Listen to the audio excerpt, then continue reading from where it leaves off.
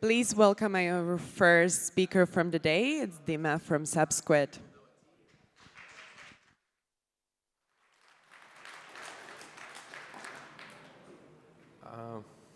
Hello, everyone.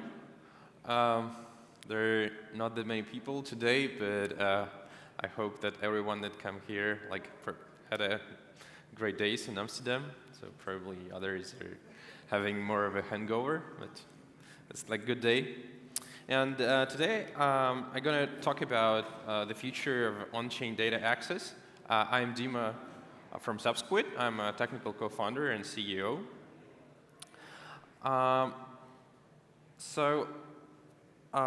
Before we start, let's just observe how the data infrastructure follows the hype waves of crypto and how the things go together hand in hand and how one thing reinforces the other.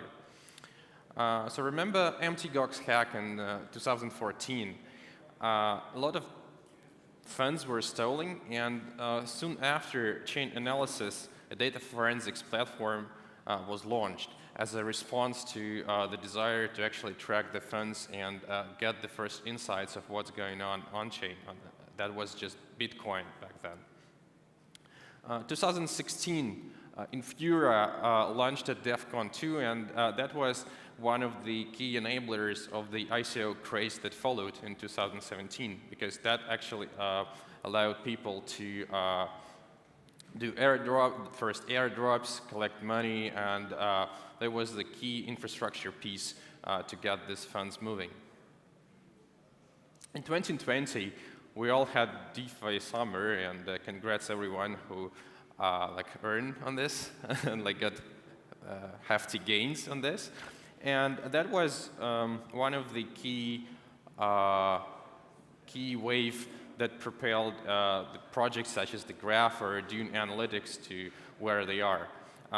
Basically, that a lot of DeFi projects relied on the infrastructure to quickly spin off different forks, gather the insights, and that was the first time where we had a lot of data on Ethereum that we could also have a closer look from the analytics point of view. And now it's 2022.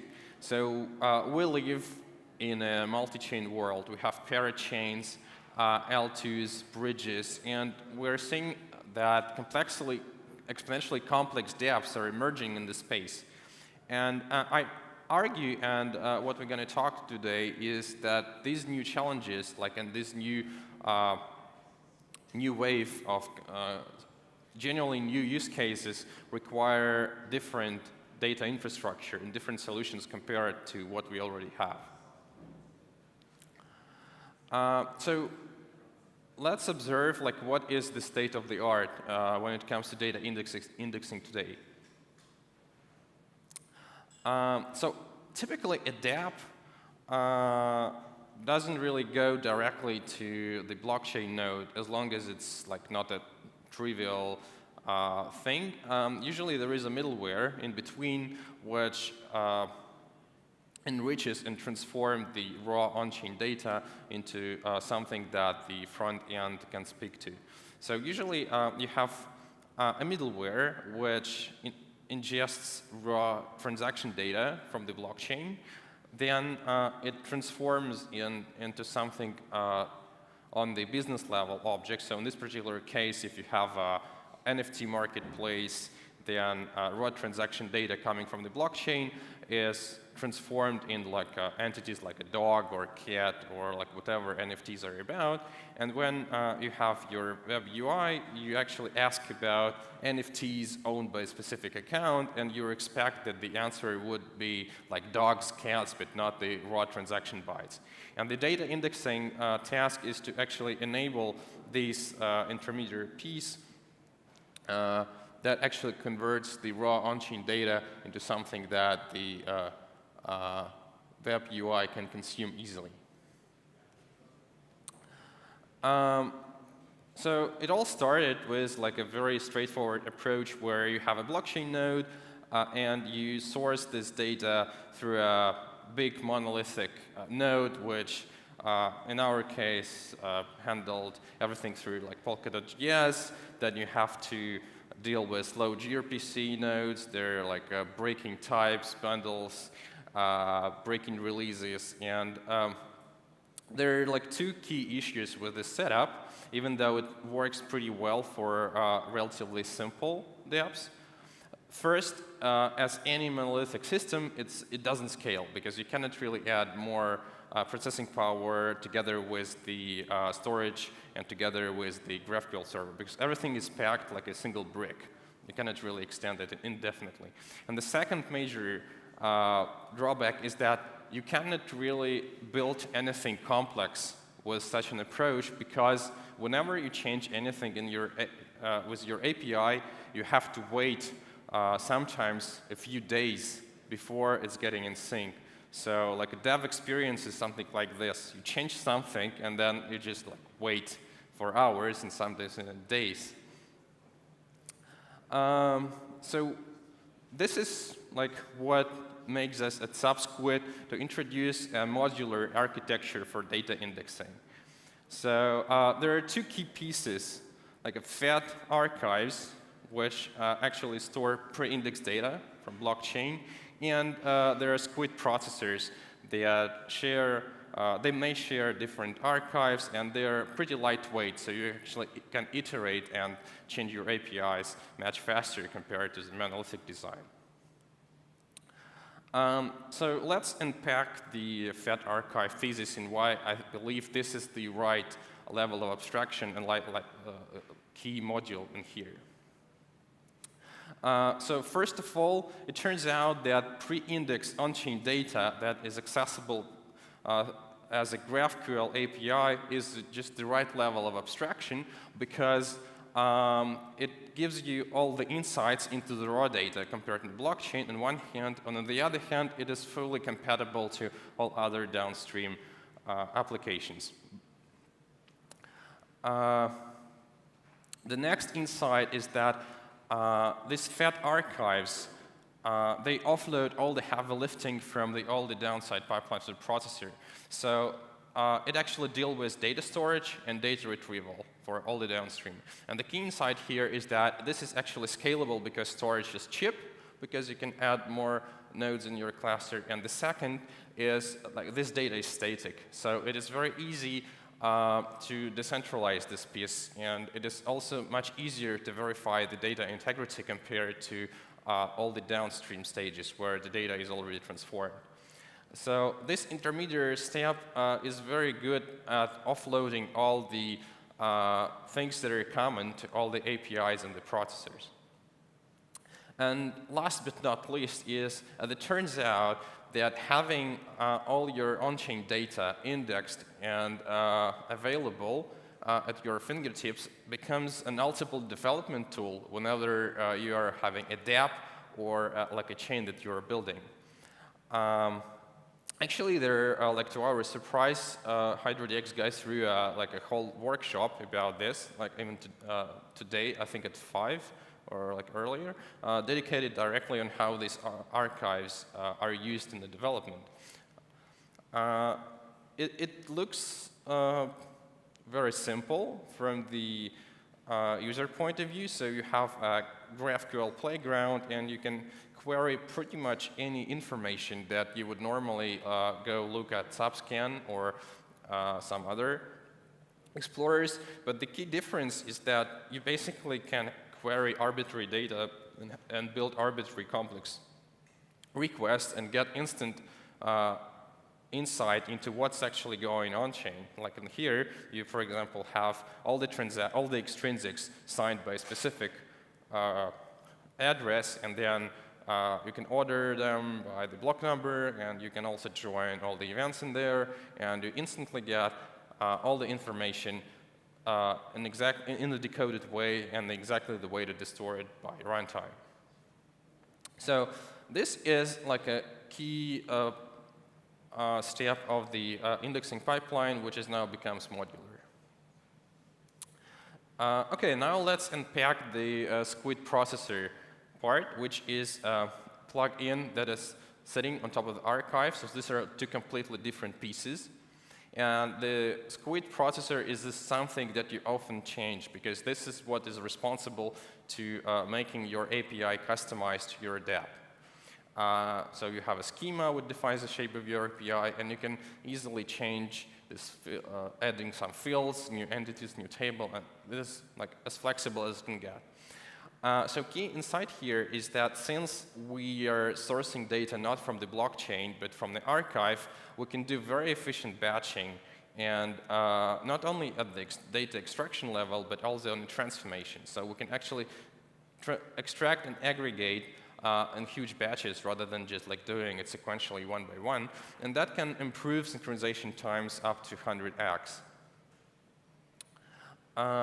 Another design solution that we have taken at Subsquid is like we made everything as an open and permissionless SDK, in the sense that we do not limit what is possible to do in an execution environment. So for example, you can enrich data with some external APIs like CoinGecko.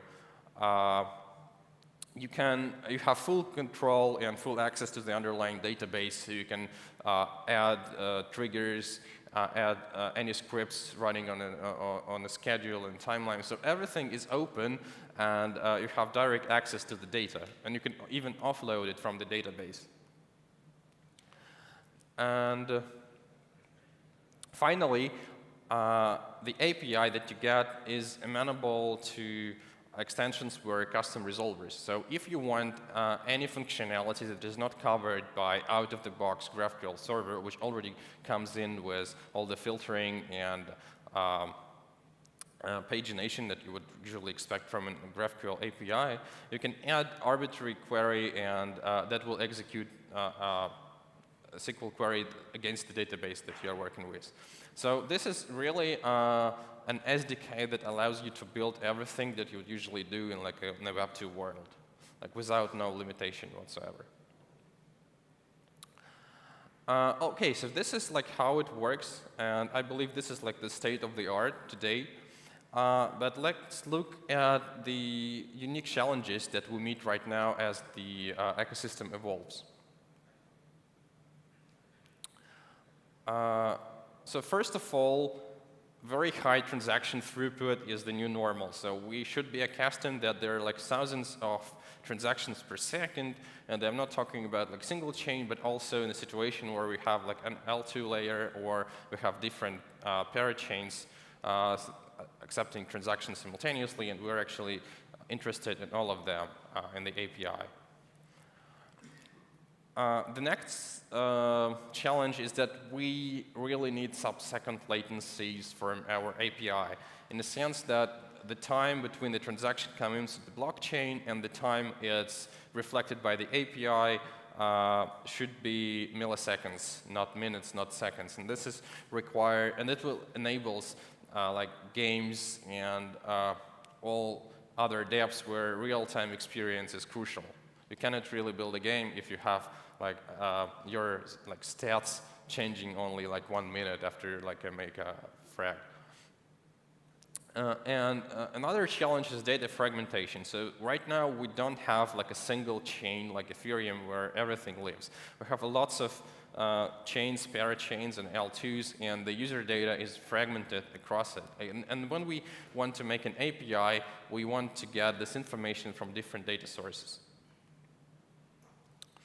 And finally, the apps require more and more processing power and more sophisticated algos in order to deal with this data. It's not only just like filter, count, max, or like aggregate functions that you run against the database, but we need recommendation systems, we need machine learning algorithms, we need social graphs. And that actually requires not just like Postgres or any other general purpose database, but this requires like specific database like a graph, Neo4j. So let's see how these challenges are addressed by the modular architecture that we are building at Subsquid. So our multi-chain archives will be able to source the transactions from different parachains in the canonical order directed by the relay chain. Because the relay chain actually knows in which order the transactions should be processed, and then you can source the transactions simultaneously at the same time, ensuring that the order isn't deterministic.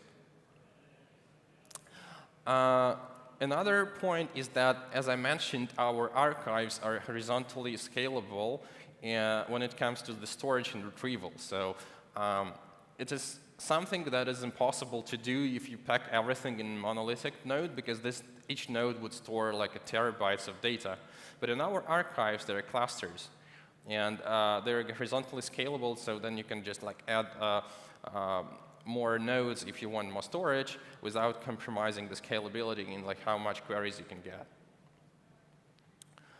And the crucial insight is that you can actually not only offload data storage and data retrieval to the archives, but with the right tools, you can also offload execution, which would make the synchronization times go down to minutes or even seconds, because most of the time the custom transformation that we require at the processing side is parallelizable, and this is something that is already used in like Web 2 world and the Spark environments and like all other cluster deployments. And this is the power that we can offload to the clusters of archives, relieving like the most intensive work, not only from the data perspective, but also from the processing side. So this enables us to process millions of transactions into a single shot within just minutes, something that is impossible to do in a monolithic architecture where you actually just have to go through one by one. OK, let's see what can be done on the processor side. So the key issue with the processor is like it takes time to process, even when it comes to the head block. And there is an issue with parachain finality, because whenever you have a parachain, you usually have to wait like a few minutes before the block is finalized. So the processor should be optimistically looking forward and index non-finalized blocks, so then you have experience of your data being instant. And if there is a fork or there is a rollback, the processor should be clever enough to roll back all the logic that's been applied to non-finalized blocks and apply the other one.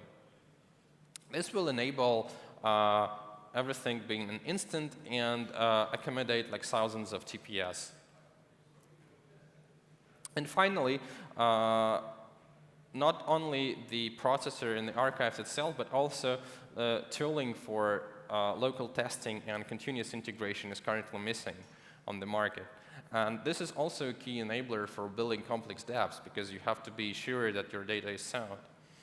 And here also the modular architecture is what it makes it possible, because instead of trying to spin up a node and retrieve data from the node, you can actually have a proxy for your archive.